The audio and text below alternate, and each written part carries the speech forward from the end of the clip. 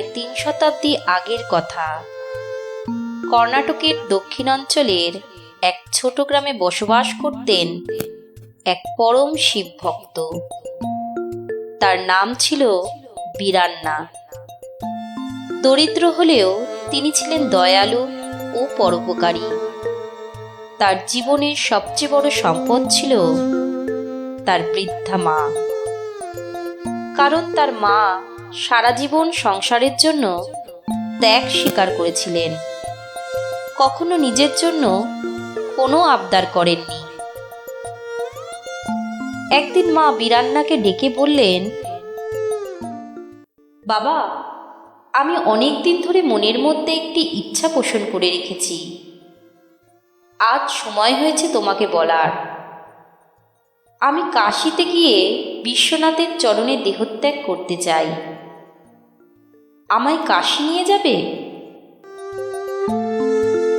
বীরান্না এক মুহূর্তের জন্য বিলম্ব করলেন না। তিনি বিনম্র কণ্ঠে বললেন, মা, এটি আমার জন্য পরম সৌভাগ্যের বিষয়।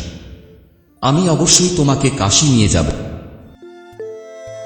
কিন্তু কর্ণাটক থেকে কাশী ছিল এক দীর্ঘ ও দুর্গম পথ।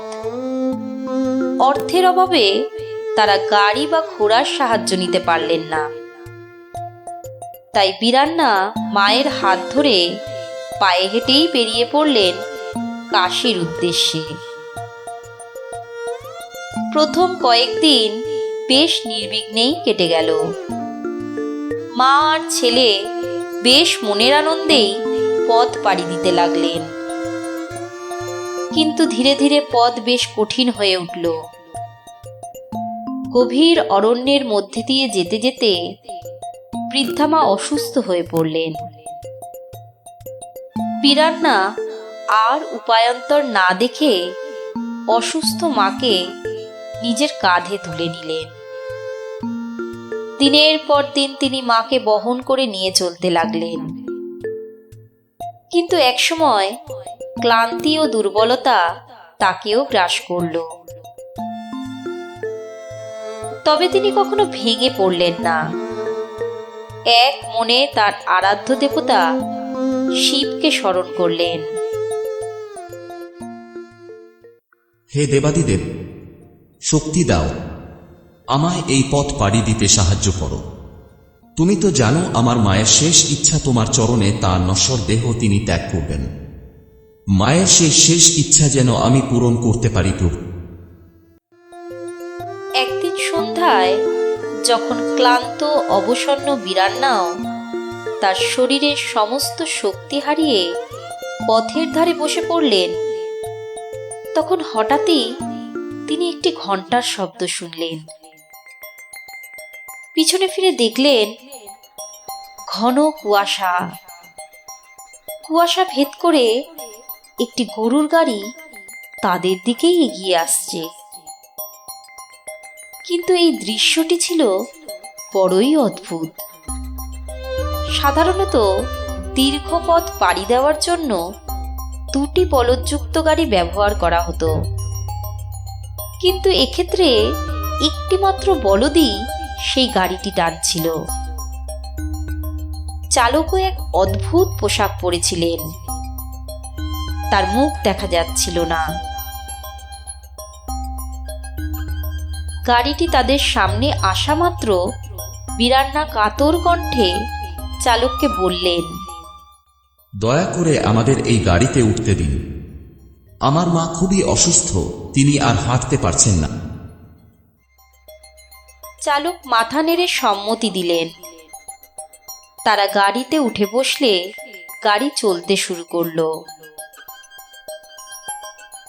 কিছুক্ষণ পর বীরান্না অনুভব করলেন গাড়িটি যেন বাতাসের মতো মসৃণ ভাবে এগোচ্ছে। তিনি নিচে তাকিয়ে দেখলেন গাড়ির চাকা ঘুরছে না, অথচ গাড়িটি দিব্যি চলছে। তিনি বলদের দিকে তাকালেন। বলদটি স্থির হয়ে রয়েছে, কিন্তু গাড়ি এগিয়ে চলেছে।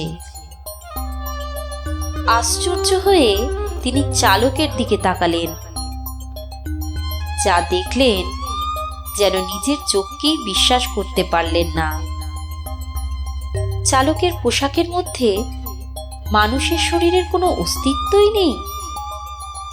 মহাশূন্যের ভেতর থেকে এক অপার্থিব আলো যেন ঠিকরে বেরোচ্ছে। বীরান্না হতবাক হয়ে মাকে দেখলেন। মা শান্ত গলায় বললেন, বাবা বীরান্না, যার জন্য আমরা কাশী যাচ্ছিলাম তিনি স্বয়ং এসেছেন আমায় নিতে। আর এগুনোর দরকার নেই, এটাই আমার কাশী, আমাকে এখানেই ছেড়ে দাও। এ কথা বলেই মা তার শেষ নিঃশ্বাস ত্যাগ করলেন। মুহূর্তের মধ্যে বলদ, গাড়ি এবং চালক সবই অদৃশ্য হয়ে গেল। শুধু পড়ে রইল মায়ের প্রাণহীন শীতল দেহ।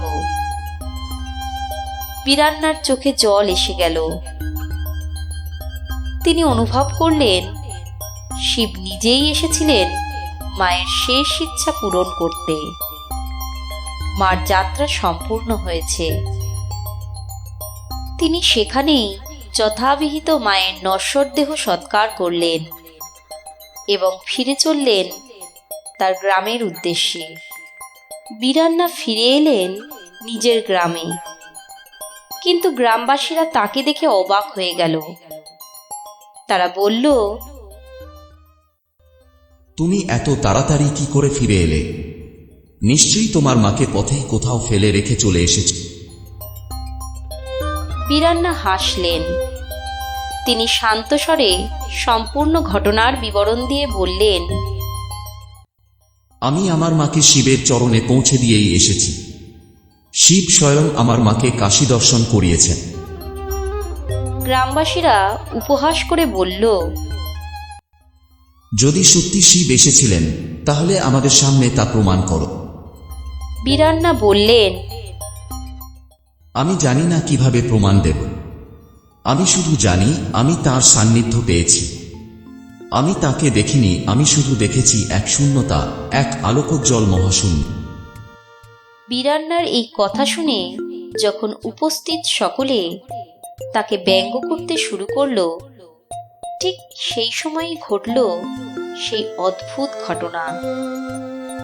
গ্রামবাসীরা লক্ষ্য করল বীরান্নার মুখমণ্ডল যেন ধীরে ধীরে অদৃশ্য হয়ে যেতে যেতে একেবারে শূন্য হয়ে গেল এবং সেখান থেকে এক অপার্থিব আলো ফুটে উঠল, ঠিক সেই অদ্ভুত চালকরূপী দেবাদিদেবের মতো। এই কাহিনী লোকমুখে প্রচারিত হতে লাগলো এবং ধীরে ধীরে বীরান্না এক মহান সাধুতে পরিণত হলেন, যাকে সবাই ডাকত শূন্যমুখী সাধক নামে। তিনি যেখানেই যেতেন তার চারপাশে আশ্চর্য এক শান্তি বিরাজ করত। তার উপস্থিতিতে মানুষের মনে এক অপার প্রশান্তি অনুভূত হতো।